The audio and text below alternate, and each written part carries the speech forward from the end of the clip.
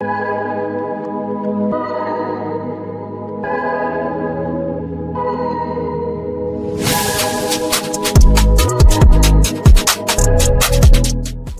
everybody, this is your girl Nikki Nicole of Divas of the Roundtable podcast. I'm joined here today on the show with my co-hosts, Spicy Red and Ladybug. On today's show, we have Tyrone Ray. Tyrone Ray is the visionary founder and CEO of Black Force Mechanics, a thriving automotive repair business built on resilience, relentless self-determination, and the power of reinvention. Born and raised in Miami Gardens, Florida, Tyrone's path was anything but conventional. After facing legal troubles that left him with limited employment opportunities, he found himself at a crossroads, rather remain stuck in the system that offered no second chances or create his own opportunity from the ground up. Choosing the latter, Tyrone began teaching himself automotive repair with no formal background training, driven by survival, passion, and an innate ability to learn by doing. He started a small repair business out of necessity, and it quickly transformed into deep hands-on education. His determination and hustle laid the foundation for Black Force Mechanics.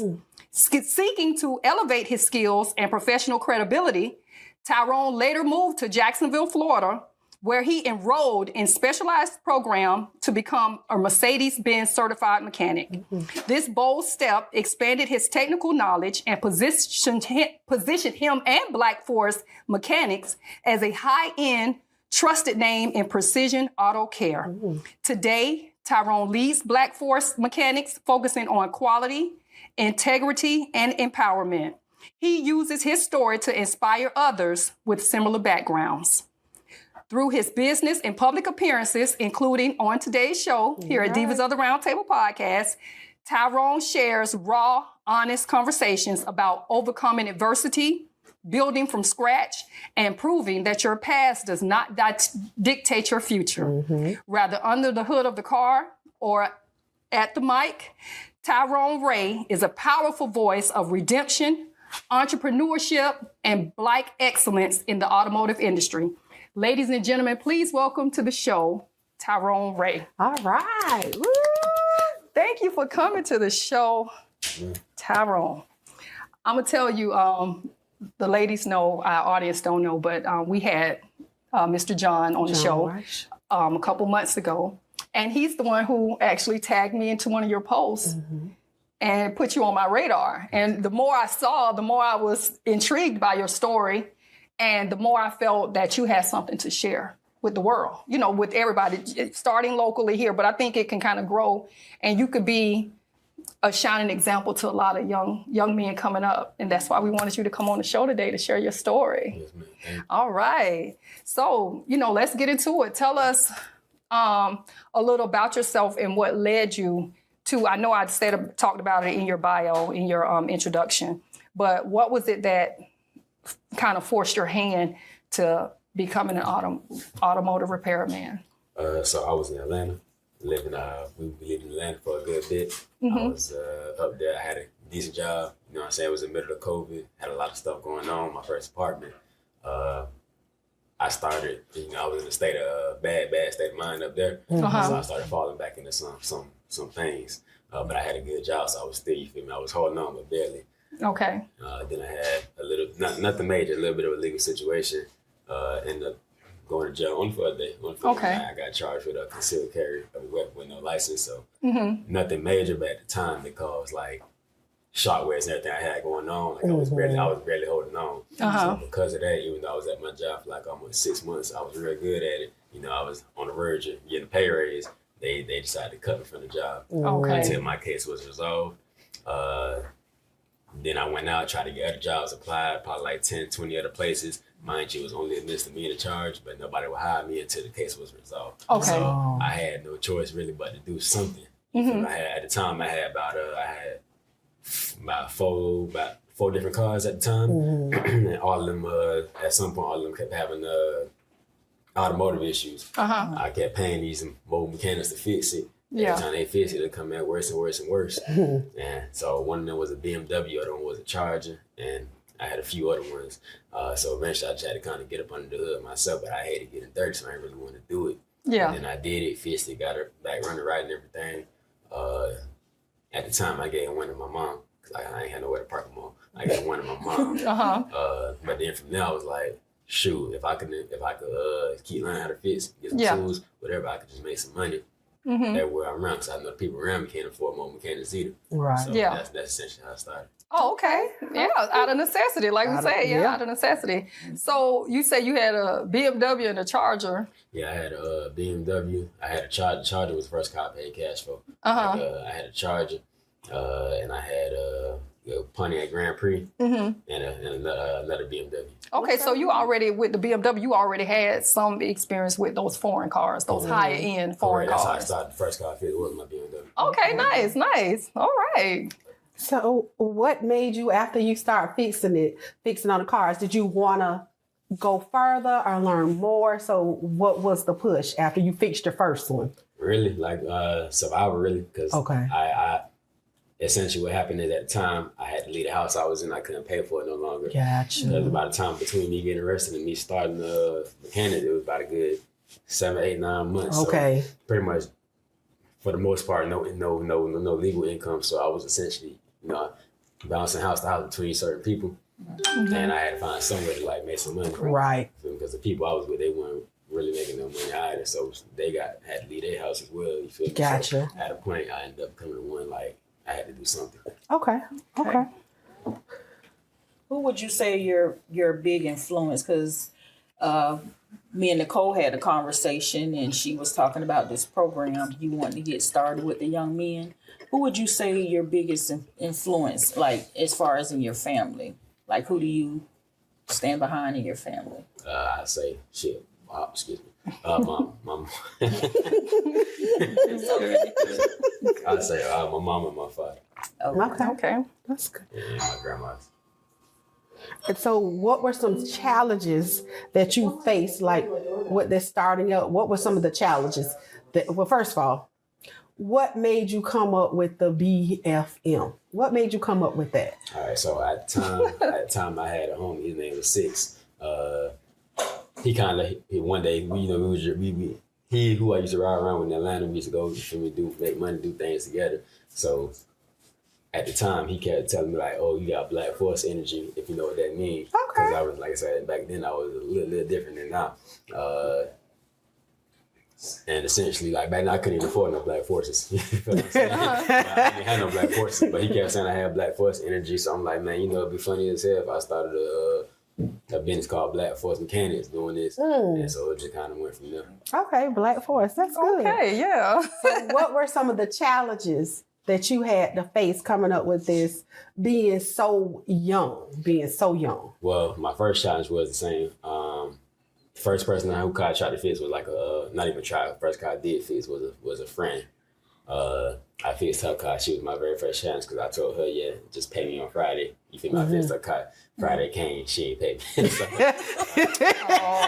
credit. That was my first lesson. Yeah. But after that, essentially, it was more at the time. I ain't even all my cars, because I wasn't making money yet. All my cars started to go downhill. So by the time I really got into it, I didn't even have a car.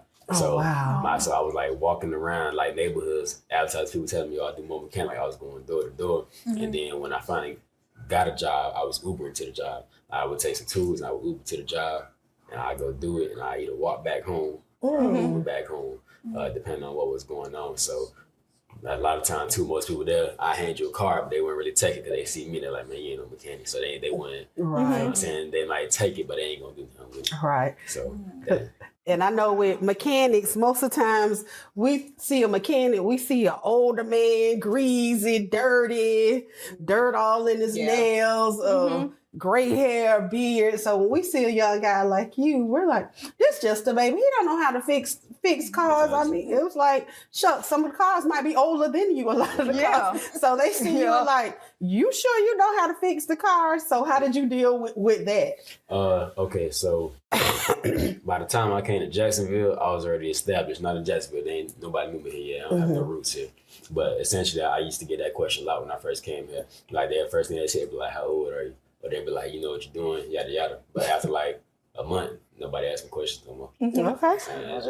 So did you grow up like helping your dad or uncles or family friends? Nobody with cars? No. Nothing like that. Cause see, my dad, and that's one of the things. Like I know my older sister, she used to call me about changing her tire and stuff like that. Because even as a girl, like my dad, I know how to do spark plugs. Right. Yeah, change belts, hoses. I know how to do front brake pads. The shoes in the bag, I don't know nothing about that. I know how to put in the alternator and stuff like that. So my daddy had me there under the hood with him. Right. So you had none of that. No, I ain't touched my first car to my BMW. Okay. Cause see, as I progressed in life, I was like, ew, no, I don't want to do it. Right. I don't want to do that. I think I got spicy cause I was doing like my own tune-ups and stuff on my cars. And I had my Expedition, and that was the first car I had with a coil pack on it. Right.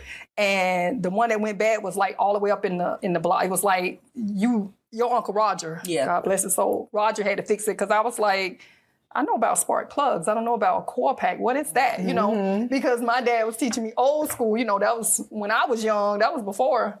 I didn't know nothing about coil packs. It was only spark plugs and wires. So that's amazing that you had like no experience. Yeah. And then for you to start it, and you saying you didn't have a car, you was Ubering.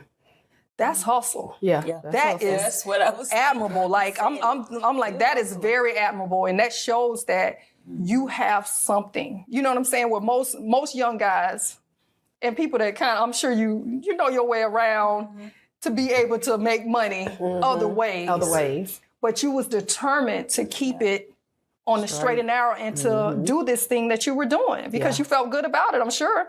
And you was making a pretty decent living at it, you know, once things got going and you saw that this was a better way. That's what me and you talked about before the show. I said you could find yourself in a situation and you could keep spinning tires and stay in that situation, or you can do something else and pivot and go into another direction. And I'm proud of you, man. I mean, the more I read about you and the more I talk to you, the more I like you. You just a solid guy. He's going door to door. Door to door. You was Ubering. That's very commendable. Very commendable. That's very commendable. That's determination. Let's get into coming to Jacksonville and becoming a Mercedes Benz certified mechanic. Yeah. So what happened with that? What made you decide to do that, the Mercedes training?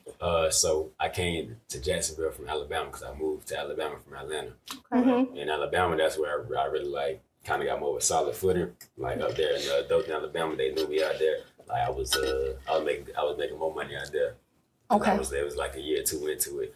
I was trying to apply to become a mechanic at the Mercedes in Dothan. I couldn't find a career website on it, but I seen the program that they had going on. So I applied to it. They told me typically they don't take in people to the program who didn't go through a school like UTI or something. Okay. You had to pass the school.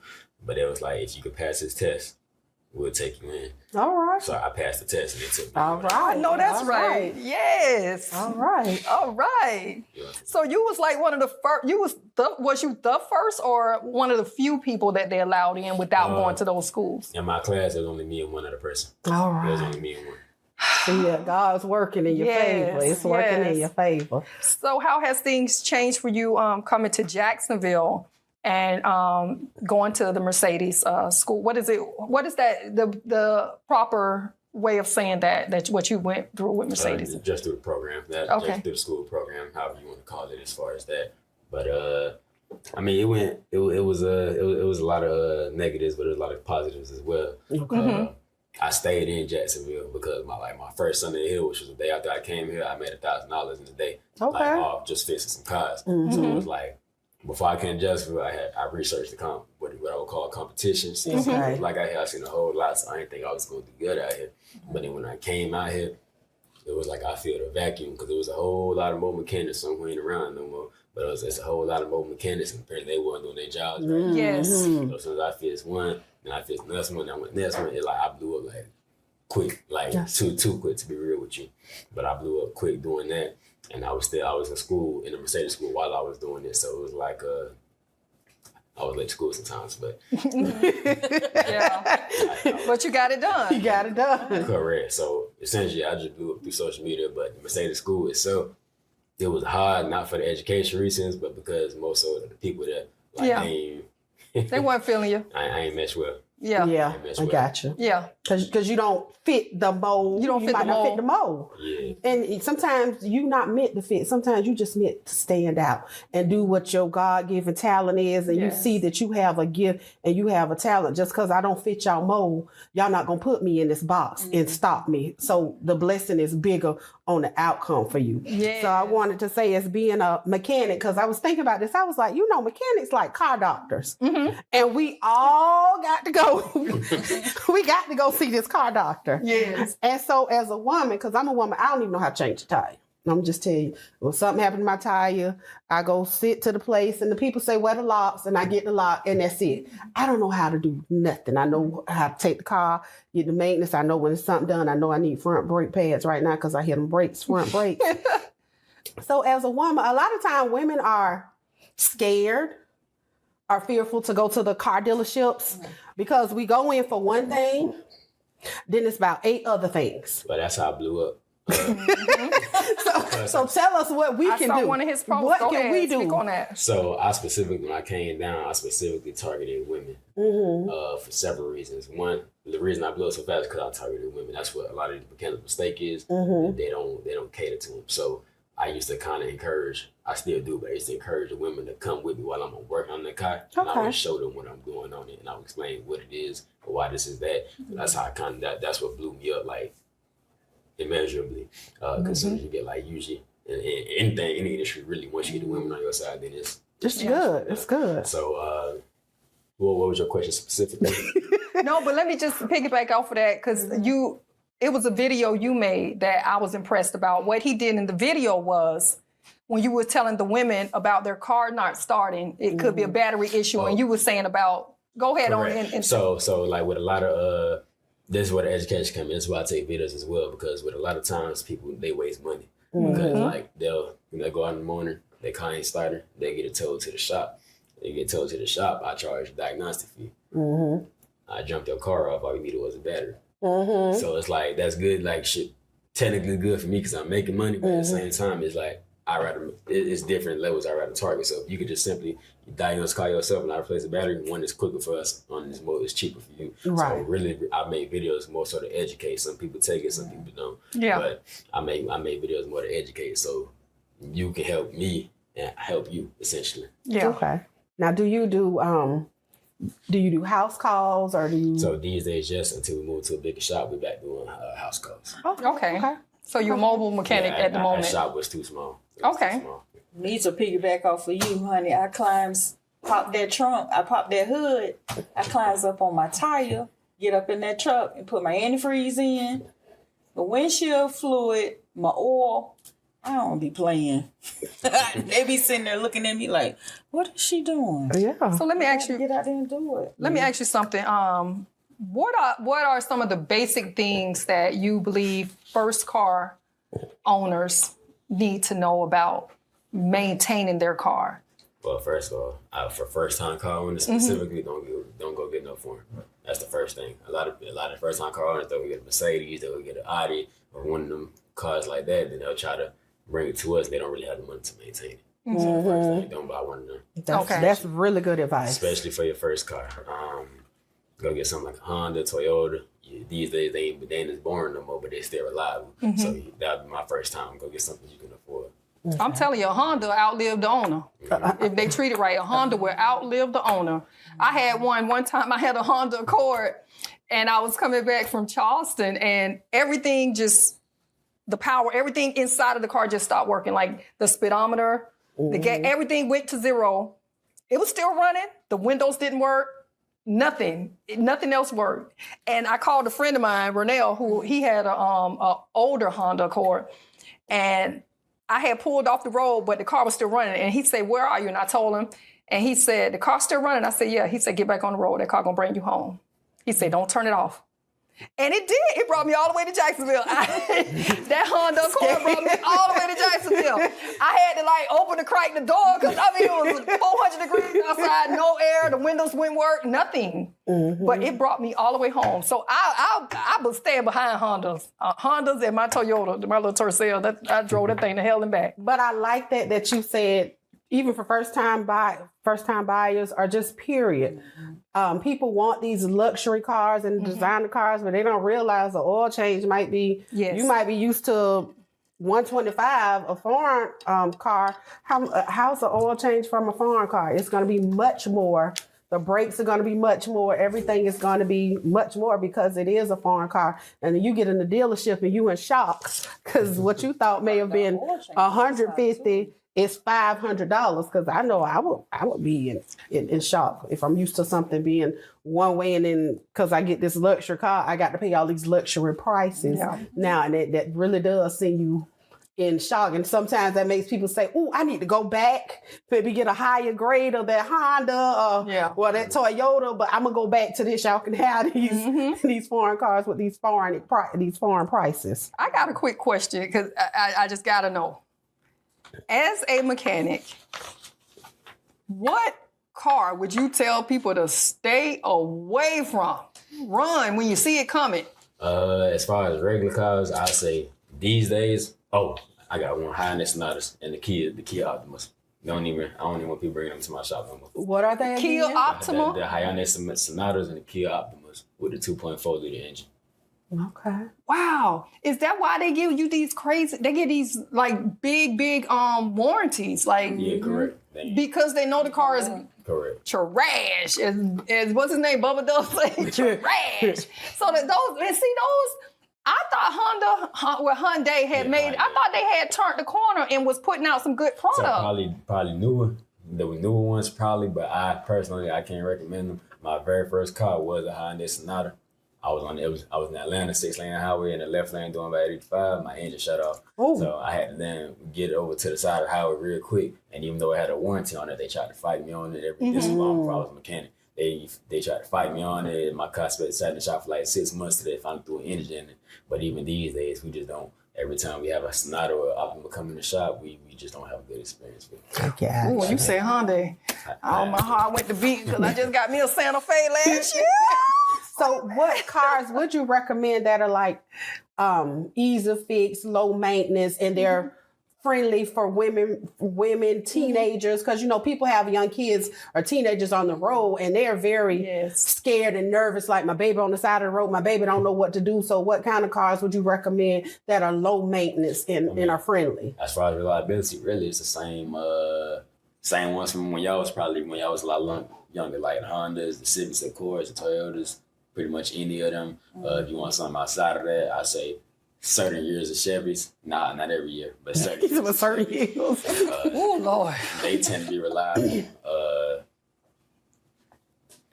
Now, say if you're talking as far as safety, instead of a little prior side safety, a little bit of reliability, I say Mercedes and Volvos. They some of the safest cars. Volvos, I know Volvos. Well, they hype up this Subaru thing. Is Subaru really as good as they say it is? Some of them are. Okay. You do have certain ones that you wouldn't buy if you look for reliability, but for the most part, they tend to be all right. Okay. As a matter of fact, it's probably one of the cars we see least in the shop.